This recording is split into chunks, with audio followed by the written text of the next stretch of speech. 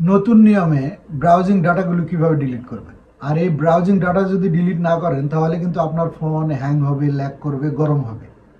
আপনার ফোনে যত অ্যাপস আছে, যখন আপনি এগুলো ব্রাউজিং করেন, এই ব্রাউজিং ডাটাগুলো একটা অ্যাপসে গিয়ে জমা হয়। সেইটাই হলো ক্রোম ব্রাউজার। এই ক্রোম ব্রাউজারে গিয়ে কিভাবে আপনারা এই ব্রাউজিং ডাটাগুলো ডিলিট করবেন সেটা স্ক্রিন শেয়ারের মাধ্যমে দেখিয়ে দেব।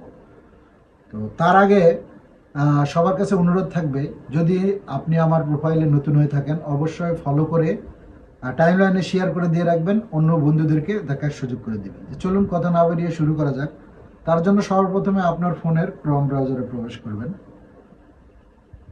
ক্রোম ব্রাউজারে আসার পরে উপরে দেখেন ডান দিকে থ্রি ডট আছে, এই থ্রি ডটে চাপ দিবেন।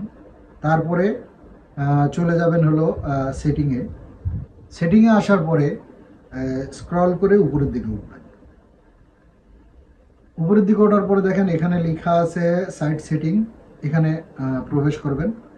তারপরে আবার নতুন একটা পৃষ্ঠা চলে আসবে, আবার স্ক্রল করে উপরের দিকে উঠে যাবেন। ওঠার পরে নিচে লেখা আছে দেখেন ডাটা স্টোরেজ, এখানে ক্লিক করবেন। আবার একটা নতুন পৃষ্ঠা চলে আসবে, এখানেই আপনার যত ব্রাউজিং ডাটা আছে সব এখানে জমা করা আছে। আমার এখানে 1 2 3 4টা আছে মাত্র।